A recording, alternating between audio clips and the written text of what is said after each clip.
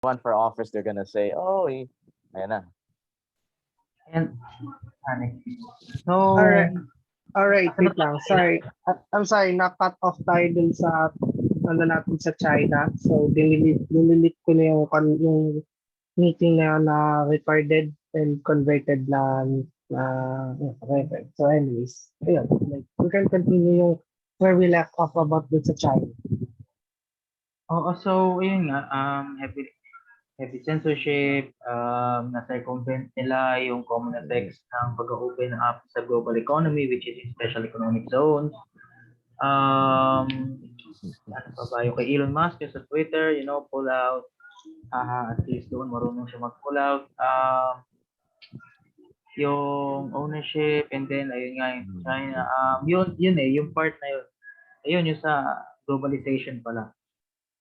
Akala kasi ng mundo, nung nangyari yung Cold War, wala nang mangyayaring mga there won't be any more trading blocks, wala nang restrictions, like it's all free real estate, ika nga sa amin. What they did not see is that foreign actors or specifically nations can still exercise their independent policy that is sometimes, hindi kaalinsunod ng intended or gustong policy ng dominant power in the capitalist economy, or the global capitalist economy, in this particular the US. A lot of them actually believe that when globalization has fully blanketed the planet, the global economies are connected, the global cultures are connected, everyone knows everyone in the touch of a button.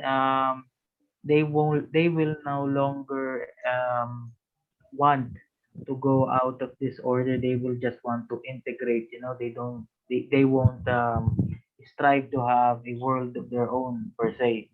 Pero yun nga, isa itong grave miscalculation, because as we are seeing now, those emotions of having dominance in political, economic, and cultural dominance, it still runs high within the nations of the world. Just because you share the same economic space doesn't mean na magiging best buds na kayo, and that's what really is unraveling now all across the world. Hindi lang dyan sa nangyayari na yan sa Ukraine. It's been happening naman na noon pa early 2000s, with the open expression of China, India, ano pa ba? China, India, and other countries' military goals. Pero focus natin sa India and China. They are examples that just because they benefited from the old world per se, yung nakasanayan natin Western style democracies and capitalist economies, is they will no longer strive to pursue their own goals or do the quote unquote adventures that has been done in the 20th and 21st century. When the system we are living now is just being formed. So what's happening now is the world is in shock. Some people are still living in the dream, so to speak, that everything will go back to normal. This time is an anomaly, but in reality, what we are seeing here is probably another Cold War, a repeat of the events of the past, pero ngayon, we would have to contend with the volatility of a very open and all-encompassing free market, from what we have seen lang sa Russia, and Ukraine. They are exporters of certain goods that are essential in running a society, particularly energy or oil and gas. And what we have seen here is the the negative side of being very integrated into a group of economies. It's all fun and games until one or two members start having an agenda of their own, and now that you're relying on them, everything basically turns to shit dahil you have worked so long and so hard to establish a system of reliance, and now they are using it to proverbially squeeze your balls when it comes to diplomacy and foreign relations, foreign policy, sorry, foreign policy pala. And it puts these nations who are being victimized by the supplier, i.e. Russia, into a very tight corner. Like, what should they do? Hindi mo naman po pwedeng i-switch yung integration mo sa economy ng nation na hostile sa'yo overnight into a new supplier and everything will be okay. It took decades to establish that, which is now being destroyed or used against you. The threat that it would be destroyed. So we are truly living in interesting times because it is a great challenge to the current system na nga, which is yung globalism. It would be rewritten na naman after this event and the following events that are going to happen. So, with that being said, we can expect, I can't accurately say naman na magkakaroon ng parang blocks ng trading partners like noon. We're too far past that na. But I do believe is they are going to find a way to limit the transactions that are happening between nations in non-physical conflict. They are going to find new ways, and that is why yung term na hybrid warfare, dun siya nanggaling. Little note on hybrid warfare. It is a very malleable word. One could call the manipulation of masses inside a peasant, the manipulation of a peasantry inside a hostile kingdom in the 1700s to be hybrid warfare, because the current meaning of warfare na is yung physical exchange of violence, of course. Whereas indoctrination of a hostile population to be sympathetic to your cause is not textbook of war or violence or whatever. So hindi mo siya matatawag na war, hence one could call it hybrid war. But in a more accurate context, it is now being popularized to the term hybrid warfare because sa sobrang complex na ng world natin ngayon, warfare is no longer restrained to the traditional means in which physical force is used. Noon, it would have to literally invade you to change your internal policy if ayaw mo mag-heed sa kanilang calls. Now, they could simply rent a troll farm to indoctrinate your masses, insert sleeper agents, infiltrate their culture, ruin their identity, and do it, just a few short years. Yung mga, actually, this term was, they turned them into useful idiots. Yung term na ginamit yun sa KGB ng Soviet Union pa. The idea of subversion was actually popularized recently dahil dun sa bagong Call of Duty game. That people would know that. So the idea was to bring a hostile nation to its knees, not by the use of force or overt coercion, but rather a subversion. A host country is a country that is planning on defeating an enemy country would not use traditional means such as force and weapons in invasions and armies, but rather they would use disinformation, propaganda, selected truth, manipulation, and then other forms of attack. What do I mean of other forms of attack? As I've mentioned, the world is so complex now that we can hurt other nations. We can hurt other nations in more ways than before, like attacking the energy sector. Sending a virus through the energy infrastructure that happened noon sa Iran. They were someone planted a Trojan or a virus, something, into the power plant being used by the Iranians to enrich uranium ata, and that set back their nuclear program by years.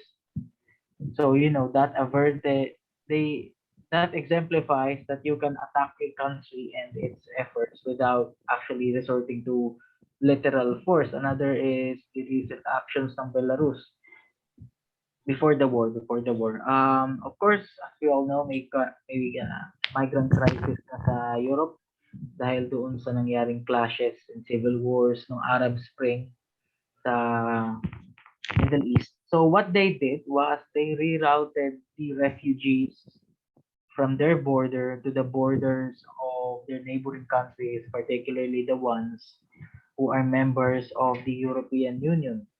So in a sense, they are using the refugees as a added weight to add pressure to the European Union, in which they could not be accurately blamed for it because who in their right mind naman would say that you are weaponizing refugees, di ba? So that's one. And then there's cyber warfare. Medyo matandang concept na to. At least 2 decades old or something. Pero ayun, um, cyber, I might actually coin a term dito na cyber subversion. So ayun, as we can see naman na with the proliferation of communications technologies and information, napakahirap na mag-keep track kung ano pa ba ito at hindi. Because, the narratives, the sides, the opinions, they are just engulfing the internet. Napakahirap na ano doon. So, what other nations can do to weaken or disrupt the activity of other nations and the non-state actors, makalimutan ko banggitin kanina, non-state actors, they are a proliferated thing rin ngayon. They, groups of people and organizations can now conduct the same means of hybrid warfare as their national peers without actually the negatives of being a state. They can conduct attacks with impunity and get away with it relatively easy. With impunity because they do not uphold the interests of millions of people. They just uphold their interests, and if collateral damage is done, it is not in their duty naman to put out the fires that they have started. So, as I've mentioned nga kanina, the cyber subversion, idagdag mo pa doon yung hyper-normalization. Basically, we have become so intelligent in the creation of systems like the internet that we are actually being kind of dumb. Like back then, it took a lot of effort and energy to digest knowledge. It is a worthwhile endeavor that is actually a particular subject where people need to treat it seriously for that endeavor to bear fruit. Ngayon, you just have to go to the internet and type in the information that you desire and andun na yun, nakahain na siya. It establishes a certain form of complacency that unlike before that we actually had to do manual research to understand something, to know the truth. Ngayon, we are just served with it, and what happens is we develop a complacency that makes us vulnerable to misleading or even outright falsified information. Back then, information was held by institutions that are respected and called experts in the field. Noon, nung wala pang internet, if you wanted to have credible knowledge of, per se, geography or the shape of the world na lang, pinaka-common, you would have to go get a book and study it and even consult experts which are peer-reviewed and ensured na legit. Ngayon, just have to go to Google or Facebook or whatever link. And the problem dito is, it is not as regulated as the sources of information before. Now, I support, of course, the proliferation of knowledge. The problem is, sobrang dali na makakuha ng knowledge. Kahit ano na nagiging knowledge ngayon and wala nang nakakapagtimbang kung ano pa ba yung legit na knowledge and keeping pile of shit na lang na tinatawag nilang knowledge. Hence, the scores of people believing other theories which back then would be considered lunacy but now are considered common sense. Wait, okay. Then yung example, I just wanna butt in dun sa misinformation. Like, yung sinabi ko sa inyo na Mahal dyan. Yung Great Reset. Yung alin? Yung Great Reset na kina-cry out ng mga right-wingers na the world is gonna be taken over by the companies who have been woke to appease the institution, left, the left, the leftists, yung ganun. Sorry, wait, si Sir Kurt may sabihan. So, Yeah, first of all, that was I would like to comment on Aaron's analysis, and I must say that it's just a detailed evolution of how battles are gonna be won and lost, right? Because I think, and I'm going for the jugular here, Russia and China are trying to uh, reinstate the multipolar world that we used to have before the dawn of the Cold War, because the Cold War gave the world some permanent unilateral foreign strategy, because you only had two powers that are competing for dominance, right? And then it all mm, fell apart when the liberal democracies gained an upper hand uh, the economic side of things, and eventually we have a unipolar structure now. So uh, I think because of the,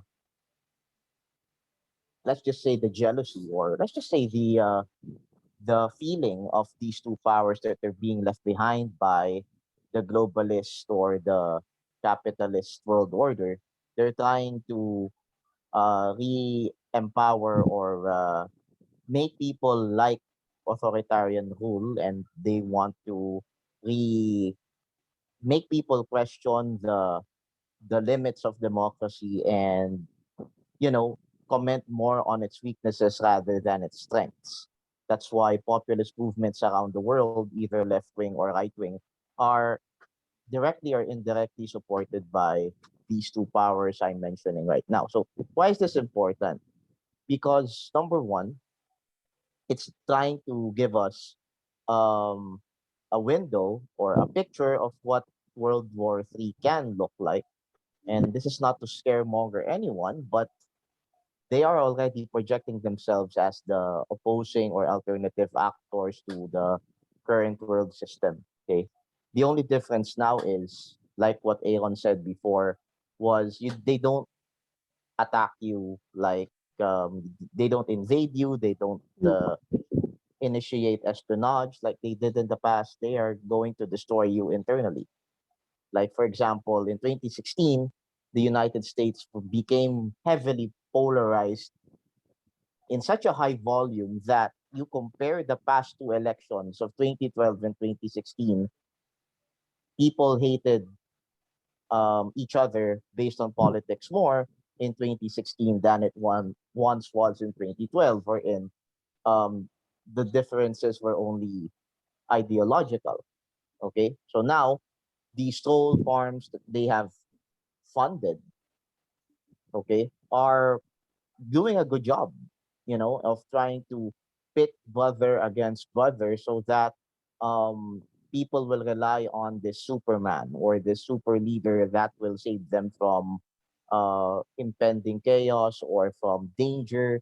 And that's why a lot of leaders who are authoritarian now leans towards Russia and China and not the United States, because the United States has now effectively stimulated a more liberal, more um, holistic approach in dealing with other economic powers of the day. Unlike during the Cold War, wherein they did mm, assisted in the bringing down of other regimes because they didn't know how to espouse liberal democracies during that time. Because what they wanted in the past was, you make sure your market becomes free. Okay, you embrace capitalism. You don't need to change your style of government, right? mm. So Basta that was the reason why. basta Yep. economy lang nila, yung Yes, mag-change. but of course, um, the populist movement before leaned to the left.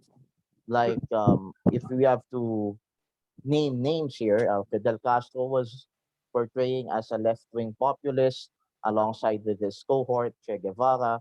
And then you had people like Patrice Lumumba of Congo of 1960.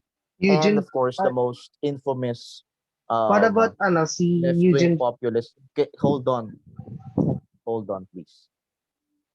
So, and the most infamous of all left-wing populists that the United States tried to, or they successfully brought down, was Augusto Pinochet, who was a socialist left-wing populist who had uh, promoted, a liberal style of governance, although his economic plan was really centralized, which um, the United States, ag- you know, what do you call that?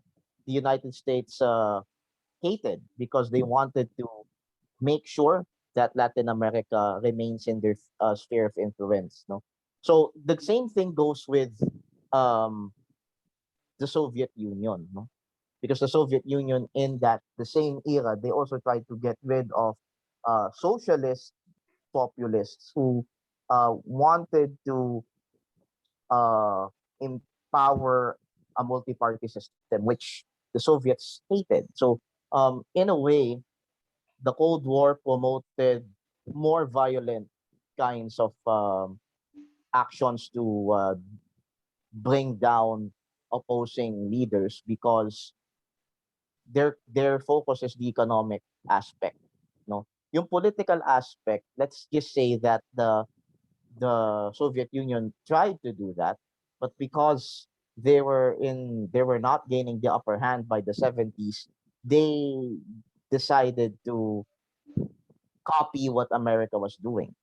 And then the United States saw that they were being copied by the Russians. So by 1979, okay, the vice president before of the United States, Walter Mondale, already sensed that yes, the United States will win the Cold War. So it was a different era because it was a bipolar world structure. But now in the unipolar world structure we have now, it's easier for the opposing actors to coalesce with one another. If you notice, China is seeking help to invade Taiwan. And this is Hmm. not even a hypothetical, this is true. Hmm. Because if they do gain Taiwan, they will be able to punch a hole into the Pacific US corridor that will trigger all countries allied with the United States to, come together and sign a defense mutual pact, Oh, which I think will signal a more high level conflict. But the problem is, if you win the war in the traditional way, it's not going to change the way the trolls are disrupting oh, societal norms. Because the reason why the US is losing the war on the cyber field is because they don't divide people. They're still doing the same thing. Let's attract people in our culture, attract them with our way of government. And I'm sad to say that doesn't happen anymore. It doesn't happen any longer, namely or it because soft doesn't work. power is not anymore. Soft power isn't anymore effective in assimilating influence in a region or in a country, perhaps, because they've done it in Iraq, they've done it in the Arab Spring, and the more people hate their strategy, and say what you will, but yes, the reason why uh, a lot of people are gravitating towards the two powers, no, is because they are emphasizing the they're masquerading that being um what's that word, yung parang self independent, yung self reliance nila and their need to espouse their rights as a country is more important than keeping social stability in check. Because whether or not you disagree with the unipolar system, no, Wait, it wait. brings social stability. It and when I'm saying this in a global level, I'm not saying this in the national domestic level. So the Russia and the China, they want to make sure that there's no social stability because they want to um, create multilateral partnerships with different countries so that they can sell their products effectively. That's why they hate NATO. That's why they are concerned about triggering the Holy Pact of the Pacific Corridor because they're gonna have a hard time beating that. Because it's not only the US. You have South Korea, you have Japan, and you also have the ASEAN countries that are against them, notably Vietnam, Indonesia, and Sing- hopefully our country. So Singapore, like, no, hindi no, ba? no, as far as I'm concerned, Singapore is only strong economically. I mean, if you are a military strategist, the first thing you want to bomb is Singapore because that's the most richest country in that part of the world. So Singapore relies on the US on their defense. So going back to the so-called Great Reset, which I am ardently against because um, the reason why it's overblown, it's because uh, markets and polarity or global dominance have been changing for years and years, and the world never actually the world improved by having a shift in global dominance. So this is what these people don't understand. All they care about is their freedom to express their own lies and the freedom to espouse their own misinformation. And they will make it seem that they're the victims because, once these things go mainstream, it will be normalized and it will make sure that hatred and insecurities become normal. Like for example, immigration. Immigration is a normal thing in the global in the global flow of things, right? Because somebody needs to work there in their country, and somebody needs to uh, have a permanent residence somewhere else, right? Now they're going to make the issue of illegal immigration merge together with the normal or the norm of people moving in and out. Okay, because it's a normal thing. Okay, you merge together two separate issues into one, so that they can fearmonger people in saying that yeah, we should limit people coming in here in the United States or in the Philippines or in whatever country because they're gonna get our jobs, they're gonna take care, or they're gonna take away our welfare, so on and so forth. So um such concerns of the so-called people who believes in the Great Reset are not to be addressed at all. Because if companies are and has been my counter argument for so long, if companies were to rule, then why are we allowing them to, or why is the government privatizing or undergoing public-private partnerships, and why are they opening their investments to companies? Remember, when you open the economy, you're actually opening it for companies. You're not opening it to the state. That's something that people don't realize. Okay? Because why would you be against people that will give employment or will increase employment or will increase job or credit ratings? No? Because this fear of a one world government is absurd. Because if it's going to benefit your country, like for example, when you unify a currency, which the European Union was able to do, it actually brought more economic stability to every state that was a member of the EU.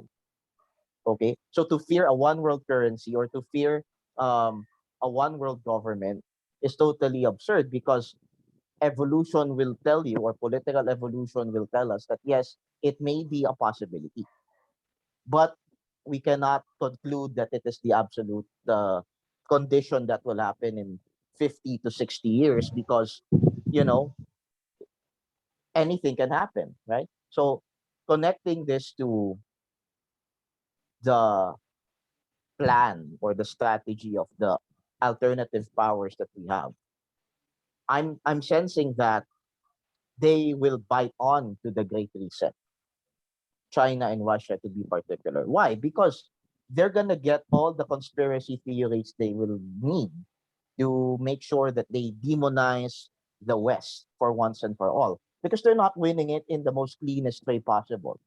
Why? Because they promote restriction of opinion in their countries. Number two, they limit their economic portfolio to those oligarchs that are close to them. And this is also the case with China. Number three, they empower their military prowess so hard that they're forgetting that they're losing the battle on the diplomatic end of the stick. Because I if you think are to change the world system, you know, you need to get as much soft power as you can. And I and uh, you know, if if you're not going to get it, if you're not gonna get the soft power that you need, you will just be the alternative forever. I think that's in the mind of Russian and Chinese foreign policy makers. And I'm giving emphasis to this because they're the ones espousing the change, or they are trying to project that they're the next power that will dominate the world. Okay. Maybe it's inevitable, but based on their current actions, there are things that will uh, make sure that they're not going to get it for a long time. In a way, they're the ones impeding it, so they say. so in other words, we shouldn't be the scaremongering of the Davos people, right? I mean, Because I'm not. I don't think it's they're scaring. No, the Davos people are not scaring. It's the people who hate globalists that are scaring. Yan, nagsalita na yung mga nasa Davos that we will how can we be. parang how can we say this to the right without offending them? First of all, it's in their. We can't control their minds. If they are to Ah, be offended, then I don't care, because basically, if you are if you're trying to espouse a strong counter argument, you won't control your mouth. You won't be able to finesse the issue. Okay, so which means to say that if they're not gonna believe you, then don't, because at the end of the day, it's a fringe idea, and fringe ideas are left, or it's best to left these things behind. Okay, because it's the same thing with social issues. No, I'm not saying that I am favoring the left when it comes to social rhetoric and social dominance, but all I'm saying is uh, it's easier to leave the right behind whenever you're talking about a very, very complex issue, much mm. like in the Great Reset, much like in social issues, much like in economics, much like in everything. No, so in the left, um, it's more on the weakness that they have, and the way they try to counter argue is by canceling people out, which is also wrong. So you have one side that is a crybaby, and you have another side that is tough but are mentally weak. So it's best to I've been saying this for a lot of times that whenever we talk about not only us, but for other people who are concerned about wars and conflicts, should be left it should be left to the those who really know what's happening or has a grasp of what's going on, because um, it's a waste of time to debate with people who already made up their minds. Much like when you convince someone to vote for a candidate, you leave them behind because they've already made up their minds, and that's going to be their fault if they found out that their candidate is a stupid moron. So uh, that's not a joke. Um, so it's best to leave them behind. No, I don't care if I offend. I don't really care if they don't understand and they try to say that I am blinded or brainwashed by Davos. I don't care because I mean they don't have any sufficient ano counter arguments anyway. So yun lang ang ano natin, no? Kasi live and let live naman ang gusto nila. Eh. Di ba ganun na? So be it. Yun lang. Come on. I really should stop espousing this thing, but yeah. So